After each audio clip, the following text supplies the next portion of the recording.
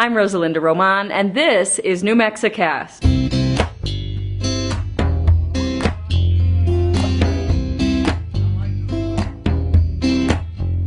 Welcome back to New Mexicast, everyone. For those of you just discovering this video podcast, welcome. Maybe you found us through Podcast Pickle or one of the other podcast directories. If so, I hope you'll check out the website, see some of the past episodes, and then I hope you'll stick around after that. Now on to this week's episode. It's called Exotics of the Rainforest, and it's about a group of people who are doing what they can to help exotic creatures. They are doing it in an environment quite a ways from their natural habitat, and they are delighting a lot of children along the way.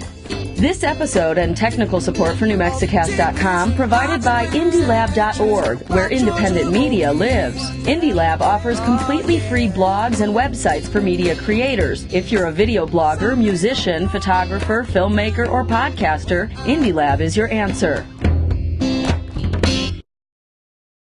You wouldn't know it by looking at them, but these kids were in school all day. Hard to believe because there's not a restless, impatient one in the bunch.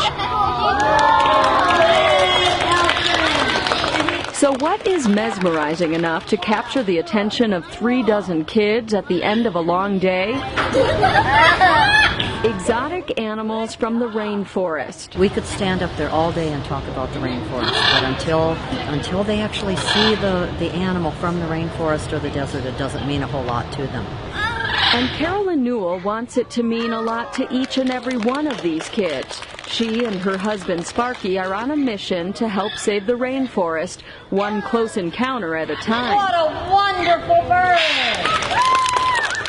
There are species that are being discovered after the fact, after we find out that they're extinct, and also medicines, plants and medicines are being taken from the rainforest and destroyed before they can even be used for cures for cancer, things like this. Which is why they bring dozens of exotic birds. Hello, Dino. Hello, pretty girl. Pretty good girl. Snakes. Look at him right there. He's like right there. And other animals to community groups, nursing homes, and even birthday parties. Big round of applause for Cleo. For an experience most zoos can't offer. They actually get to hold the parrot, and they get to touch a snake or touch a bearded dragon or a blue-tongued skink. This is something that most children can't get up close and touch because the zoos are very good, but they're behind glass. Most of the time reptiles are sleeping, so when you go to the zoo to see them, they're hiding. Well, you can certainly tell from all the smiles that a program like this is great for the kids, but what you may not realize is it can also be very good for the animals. Like Baby, for example, a 6-month-old blue and gold macaw who's here to learn how to socialize.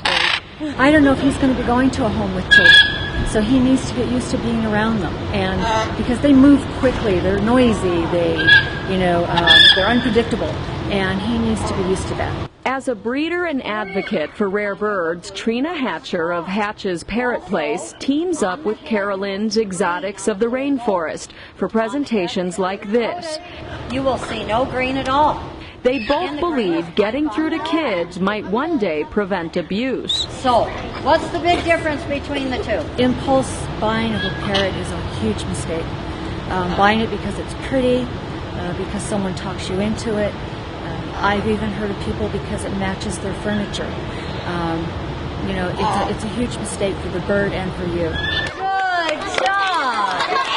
As this gymnasium in the desert Southwest is transformed for an afternoon into a tropical rainforest, it seems the message is getting through. There are gentle hands, Good job. smiles, Roll over. and squeals of delight from both the children and the birds. Big round of applause for Megan. What a good bird. A moment in time that Carolyn Newell and Trina Hatcher hope will make an impression that lasts a lifetime. In Albuquerque, New Mexico, for New Mexicast, I'm Rosalinda Roman.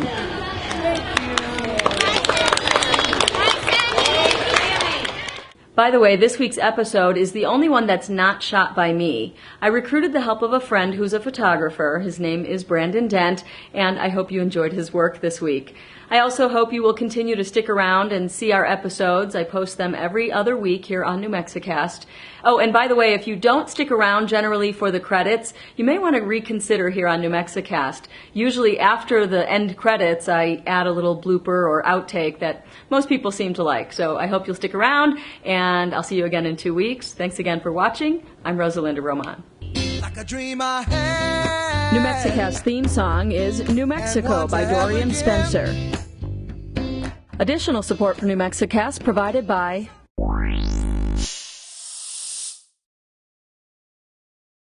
If you're just discovering 3, 2, 1, and I hope you enjoyed his work. I also 3, 2, 1. All right.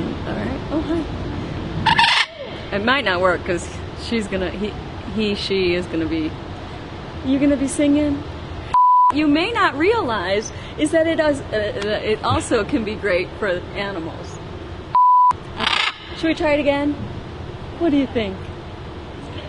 Okay, in 3, 2, 1. 3, 2, 1. But what you may not realize is it can also be very good for the animals. Oh, that I lifted something like that. Mm-hmm. No, you can't have my ring.